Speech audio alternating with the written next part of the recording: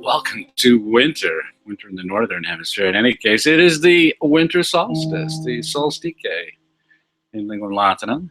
The sun has stopped, according to the Romans. Sol, sun, stike, stoppingly. They were taking note of the inflection point, the change in the perceived motion of the sun. Stike comes from sto, stari, steti, stetum, I stand. We get station, circumstance, zillion and one words out of sto, stari, steti, stetum, but we get solstice also, solstike. I love this time of year. I love Christmas. I love the idea of Saturnalia from Roman history, and the Romans celebrated Saturnalia on the solstice or near it. The great reversal holiday, the day when the slaves were pretended to be the masters, and the masters catered to the slaves. I would imagine that was a custom honored mostly in the breach, as Shakespeare had it. But the early Christians used Saturnalia as camouflage. They were celebrating the birth of the Nazarene. Who knows when that happened, but it was a convenient time to celebrate it because the Romans interpreted the Christmas celebrations as just alternative Saturnalia celebrations, so they didn't persecute the Christians for that, or not too much. But the idea of having a celebration at this time of year is completely appropriate because this is the darkest day of the year. This is the day when there is the least insolation in the northern hemisphere, the most insolation in the southern hemisphere, but the least insolation in the northern hemisphere, and therefore the scariest time for people who depended on agriculture to keep them alive. The least propitious time for growing crops, very probably the hungriest time of the year, or the middle of the hungriest time of the year, and a moment when it was necessary to remind yourself that the sun will come out tomorrow. Annie opened on Friday. That the sun will return, spring will return, there will be a growing season, there will be a time for sowing, planting. It's a very good time to plant children, because the children that you plant on the solstice will come to fruition sometime after the harvest. So mom will still be relatively useful all year during the growing season, and will only give birth when it's time to settle in and hunker down for another long winter. The Greeks did this too in different ways, but the Persephone myth, the idea of Persephone, the goddess who controls the growing season and the harvest, who is forced to spend 3 months of her year in Hades, but she will return in the spring. I love this time of year. I love Christmas. I love the Christmas decorations. I'm an atheist. This is an atheist church. This is the Church of Splendor, if you didn't know where you were. This is an atheist church, but I love Christmas. I love the lights. I love the colors. I love the way the children get so excited. I love children anyway. Tearing up a little bit. Children are, again, a bet for the future. That Christmas is a bet in the future, that Saturday is a bet in the future, that taking notice of the solstice and taking solace in the forthcoming spring, this is a bet in the future. But we bet for the future with our children. And it's wonderful that we have this holiday for them. I was out with Kathleen, my lovely wife Kathleen. We were out Friday night. We went to the mall. We didn't shop. We didn't have any reason to shop. We didn't have any need to shop. We went to the mall to watch everybody else shopping and just to see people, to see the lights. And we were sitting on a bench on the second floor of the Arrowhead Town Center in scenic, historic Glendale, Arizona. Big, beautiful mall, huge mall. And I was pointing out to her that the way that the lights were arranged on the second floor, these hanging icicle kind of lights, that you could look straight down the line of these lights and basically look right through them. After a while, you really couldn't see any details in what you were looking through, but you could focus your mind in such a way that you could look right through this curtain of lights and take it in a way that would be impossible to photograph. And that's interesting to me. In chapter 9 of Alive, we talk about an idea that's very important, fundamental to my philosophy. We see the world we're looking for. The real world that exists, the world of existential reality, exists prior to and irrespective of your consciousness of it. You don't need to be conscious of the real world for it to exist. The Romans thought the sun was moving, and that was wrong. The earth was moving relative to the sun.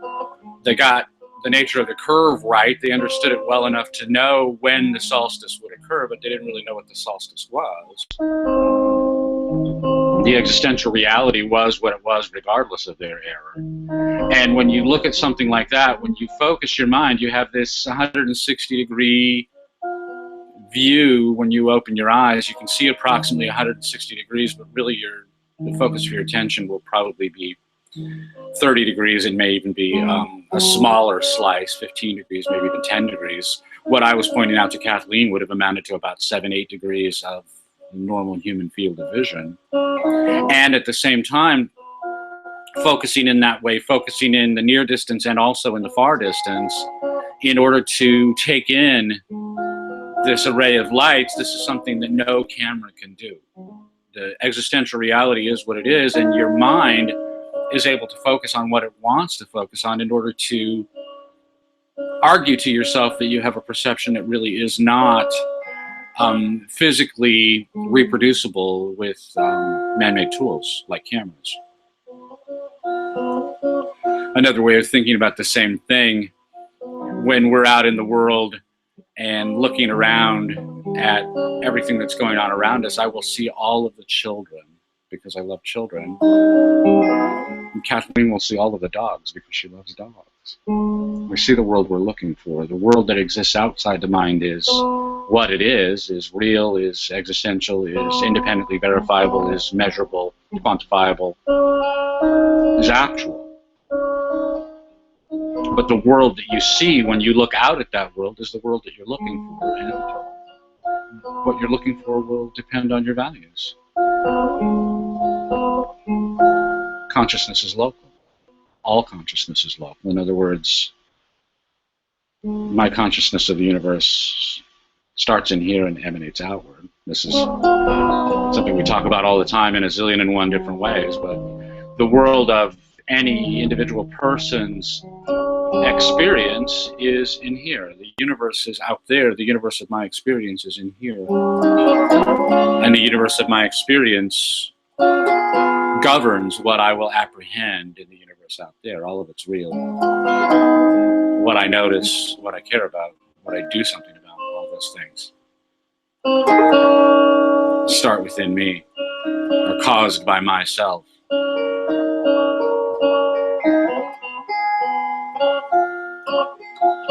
This is a terrible week for news. This is a beautiful week for people who love Christmas, for people who love the idea of a spring returning, for people who are invested in the future. It's a great time of year, but this is a terrible week for news. And the news this week has been ripe with identity politics. Identity politics is a way of trying to escape the responsibility of having a self by claiming that you are just a mere exponent in a larger group, a cog in a machine. So we had the Taliban killing 145 or so people in Afghanistan, many of them children. They burned their teacher alive in front of these children. This is identity politics. I'm hard on Islam, and I shouldn't be, because it's not truly Islam that's at fault. It's the identity politics of Islamofascism, of Islamism. In other words, there are all kinds of, as with every religion, there are all kinds of arguments you can make based on that religion's apocrypha. When you claim that the apocrypha licenses you to do monstrous things, this is not religion, this is identity politics. And we saw it again yesterday in Brooklyn. A young man by the name of Ismail Abdullah, I forget his last name, Ismail Abdullah, set off alarms somewhere, but we're not permitted to take notice of those alarms. But Ismail killed 2 cops, and it was real funny. He's trying to get back at white cops for killing black thug martyrs. And so he kills an Hispanic cop and an Asian cop. But this is all just more identity politics. We have the Sony hack, the ongoing story of the Sony hack, and the collapse of the movie The Interview, all of which is being blamed on the North Koreans. And I'm skeptical about that, because on the one hand, I don't believe that Marxists are capable of innovation. The great Marxist innovation was the video game Tetris. I don't believe that Marxists are capable of innovation, and the whole thing just reeks of a real hack, a true hack, an MIT-style hack. In other words, a prank. It reeks of a prank to me.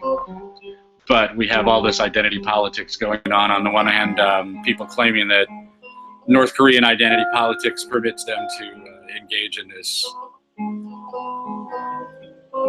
cyber vandalism, and on the other hand, we have the FBI claiming that the North Koreans are all involved. Blah, blah, blah. A friend of mine from long ago, Ken Hooper, came up with the phrase scavenging for grievances, and I've been using it ever since. I love it. Feminist politics, Marxist politics, race politics, often religious politics, all of these different styles of identity politics, they're all based on scavenging for grievances. Another way I say the same thing is picking at scabs. You pick at your scabs so they'll never, ever heal. Whatever your perceived slights and injuries are from the outside world, the fact of the matter is your emotions are caused in here. The same way that your choice to see the lights in a certain way rather than in the way that your eyes actually apprehend them, that's chosen in here. Your choice to be offended by what someone else says or does emerges from the inside out, and if you choose to ignore it, which is what I do, it doesn't make any difference. But if you're looking for some excuse to engage in abominable behavior, then you go out scavenging for grievances, and when you find them, you keep picking at your scabs and using your ongoing injury as your justification to inflict new injuries. I consider that contemptible. This is the very opposite of human behavior.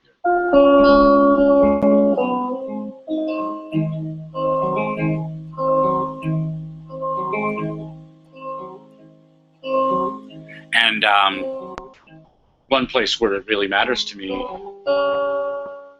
personally is in the conduct of other people who call themselves atheists. I don't join things. I'm not a joiner. I don't belong to things. I don't like the idea of belonging to any group. I like being married to my wife, my values, my family, my choices, yes, but things that I attested to belong to simply because of the color of my skin or the religion of my parents or the sexual hardware that I have parked between my thighs, or ideas that I hold. I don't consider myself belonging to a group simply because of those facts. And so I don't have anything to do with atheists.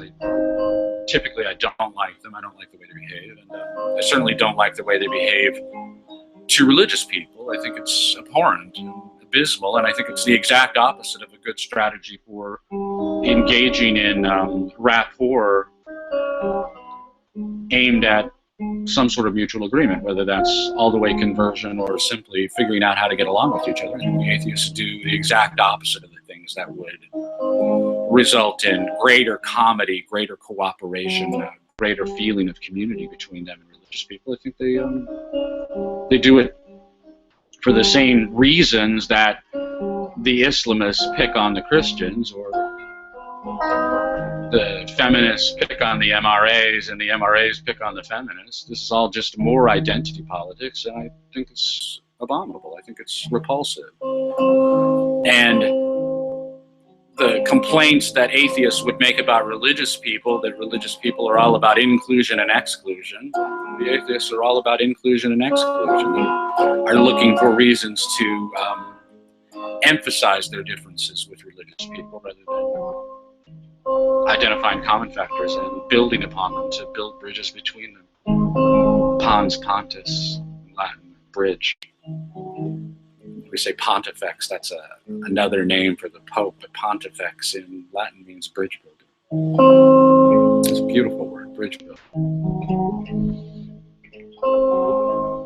So I am interested in building and maintaining, enlarging the bridges that I can build between my style of atheism, nice guy atheism, and religious people. And I'll tell you why, because I really like religious people. Of the people that I know who are religious, and of the people that I know who are atheists, I like the religious people more. I'm arguing in the aggregate about collectives, and obviously individuals are different in unique and individual ways.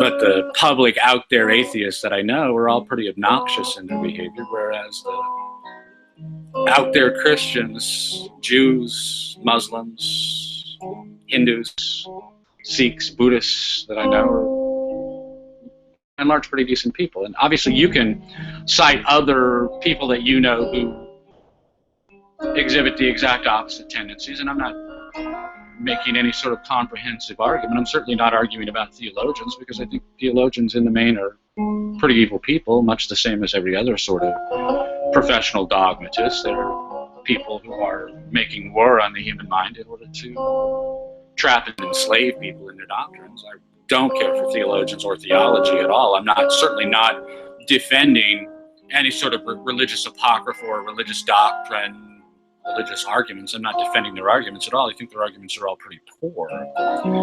But I like the way the people behave. And ultimately, that's all that really matters to me, is how you behave. I really don't care how you say you got to your argument for your behavior. I care about what you actually do. And if your behavior is good, I like you. And if your behavior is not good, I don't like you, regardless of what you say about what you think. Because we are what we do, not what we say we do. We are what we do, not what we say about it.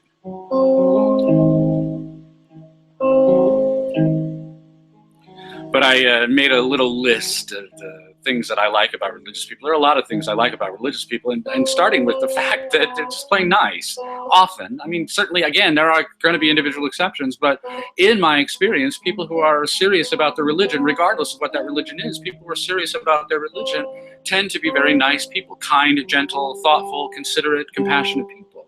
I really like them. They're easy to get along with. They're easy to do business with.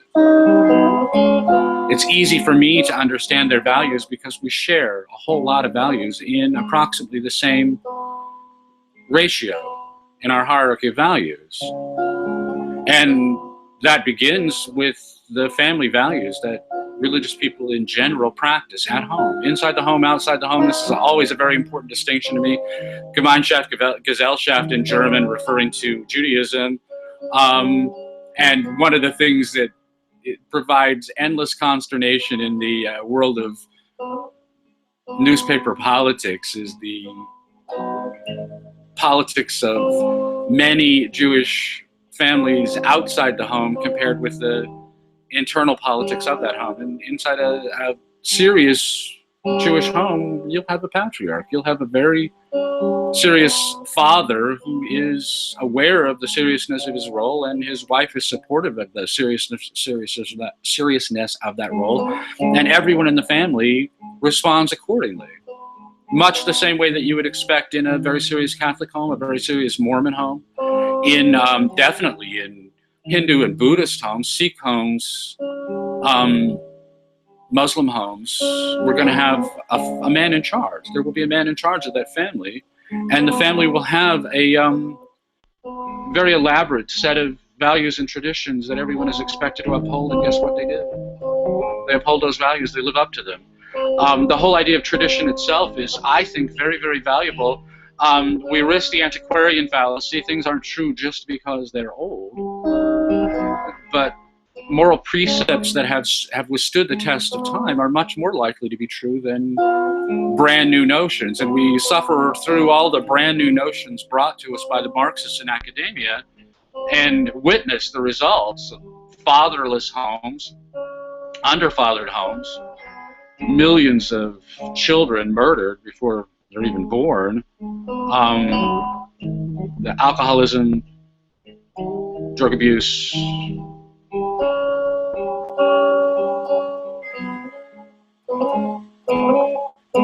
violence in the home, violence outside the home, all of the consequences of these insanely stupid Marxist ideas about marriage and family that literally have destroyed the family. That was their intent. And religious people are the bulwark against that. This is not a necessary consequence. It is certainly possible for nice guy atheists like me to come up with better ideas about love, sex, marriage, and family, and I'm doing that. Nobody else is. But the people who are actually holding back this onrushing darkness are overwhelmingly religious, and I like it that they're doing it. I care a lot less about how they validate their ideas than the ideas that they uphold, and they uphold good ideas. They uphold good values. They stand firm for valid and valuable traditions, and I admire that, and I really respect it, and I'm glad they're there. I'm really glad they're there. The world would be a much worse place without all of the so-called ignorant heathens who are holding back the great Marxist revolution. Absolute best enemy of Marxism in America, at least right now, and really in the Western world, the best enemy of Marxism is religion.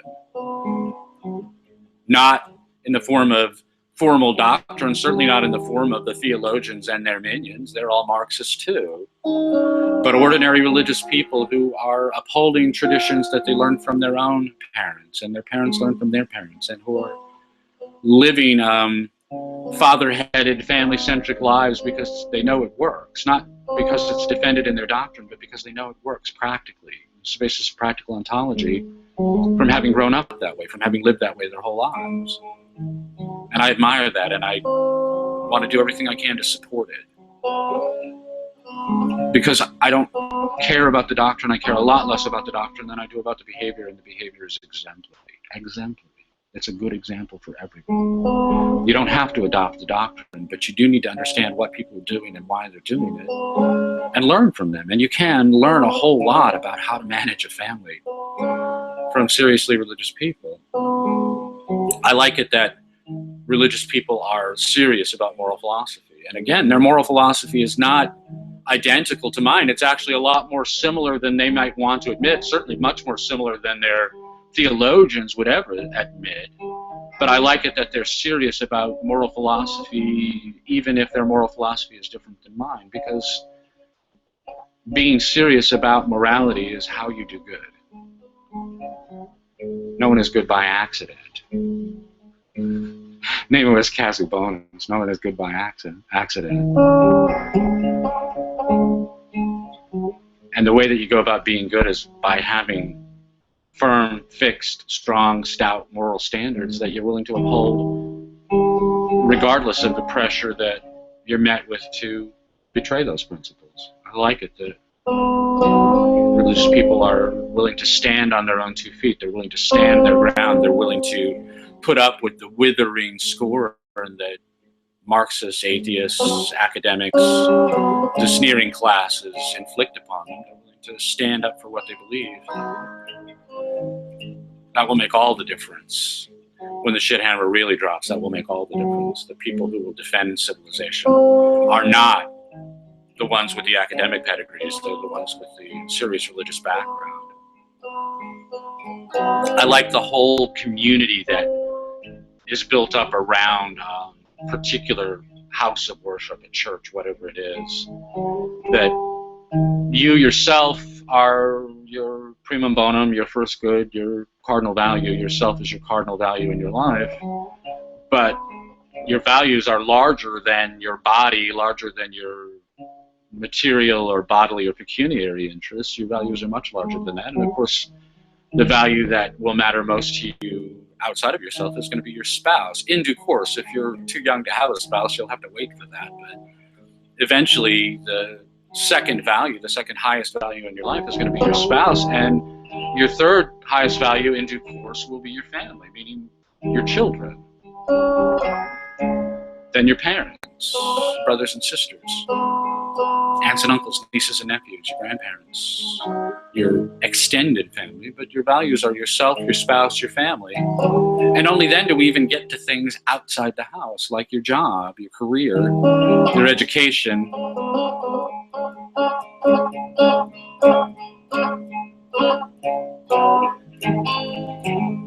But religious people have the church as another value in their hierarchy, another place where they can turn for people who will turn toward them when everyone else is turning against them. And I like that. I think that's a wonderful thing. This is one of the things that I hope to get to. We're almost a year of the Church of Splendor. I started January 1st, 2014, and then really started putting in a big effort, I guess, around March or April. I don't know how many episodes I've done so far, but it's got to be around 40. Getting ready to start that second year of the Church of Splendor, and at some point I want to build something that's larger than me looking into the eyesight camera on my MacBook Pro, because I want to build that kind of community for people who think like I do, so that they too have that larger community to turn to when they need friendship outside the home, and to be friends for people who don't live under their own roof. And I really like that. I'm a cradle Catholic. I was born Catholic. I've never been confirmed. Obviously, I'm an atheist, and very serious, strident atheist in terms of my philosophical views. I don't have anything of religion in my philosophical views, and yet I'm defending religious people because I really like the way they behave. The Nicene Creed of the Roman Catholic Church is, I find it unbelievably ridiculous as philosophy. But the idea of the body of Christ on earth, which means the church, which to me means the community, I really like that idea. I really like that idea. I like the way that people uphold that idea. I like the way they uphold it. I like the way they live through it. I don't care for the doctrine. I don't care for the dogma. I don't care for the theology. I certainly don't care for the theologians. But I like the way that people behave, and one of the ways that religious people behave in a way that seems very admirable to me is the way they take care of each other, the way they look out for each other. I think that's a great thing. It's a very human thing. And I like the faith that religious people have in the future, the faith in a better future. The word faith is problematical for me because it implies Augustine said the evidence of things not seen, which is ridiculous. The evidence of things not in evidence, the evidence of things that cannot be perceived by the senses. That is the opposite of evidence. The evidence exists outside my mind. This is the difference between subjective and objective. And the word objective is one that drives me crazy because people are always misusing it. But for there to be evidence, it must be evident to more than just me. If I have a ringing in my ears, that's not evidence. If there's feedback coming from an amplifier, that's evidence. And how can I confirm it? By asking other people in the room if they can hear it too. If only I can hear it, that's tinnitus. It's not feedback from the amplifier. And tinnitus is not evidence. Even though it's evident to me, it is not evidence. It's not evidence of something that nobody else can see. There is no such thing as evidence that nobody else can see. I really don't like the word faith, but the word faith comes from fides in Latin. And fides is where we get the word fidelity in English. Fides means loyalty, means fidelity. And I like the idea of a loyalty to the future. I like the idea of a fidelity to the future. I like the idea of a faith that the sun will come up tomorrow, that spring will return, that it will be a good planting season, it will be a good growing season, and it will be a bountiful harvest. Ripe with grain, rich in meat, full of new babies. And the nihilism that results too easily from the academic frame of mind, from the high cautious frame of mind, from the atheist frame of mind, that nihilism is aligned against that kind of fidelity in the future. And you can see it in the way that people talk and in the way that they behave.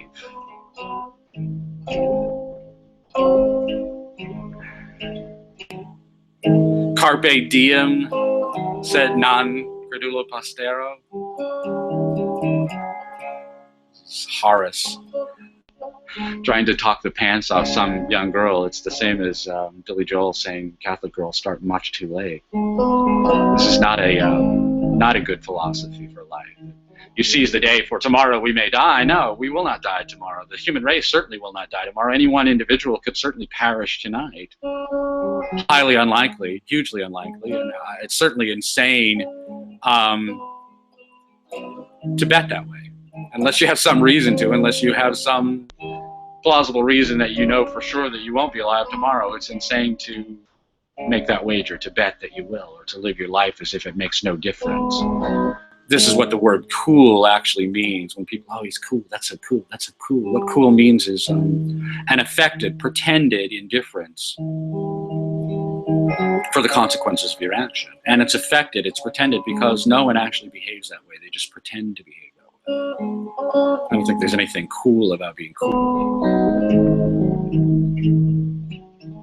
I think religious people could reap a lot of benefit by enlisting me in their cause, because I can make the arguments they want to make in a secular way. I don't need theological, apocryphal arguments to argue, for instance, for family, for father-headed homes, for father leadership in the home, for chastity before marriage and monogamy, marital monogamy, fidelity after marriage. I can make a whole lot of arguments that are very appealing to religious people without any reference to religion, and I think they should avail themselves of those arguments, because it's a way of shutting down their children when their children come home with stupid Marxist arguments.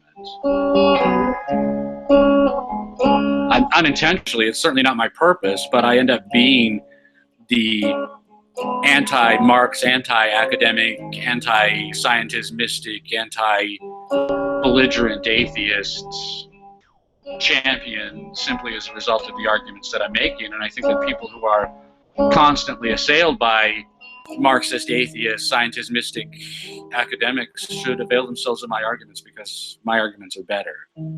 Your argument based on your religion may be appealing to you, may be satisfying to you, but it's not convincing to anyone else. So pick apart any bad argument, because bad arguments are anti-human. They're anti-human. They're anti-human life. And I can show why that's so.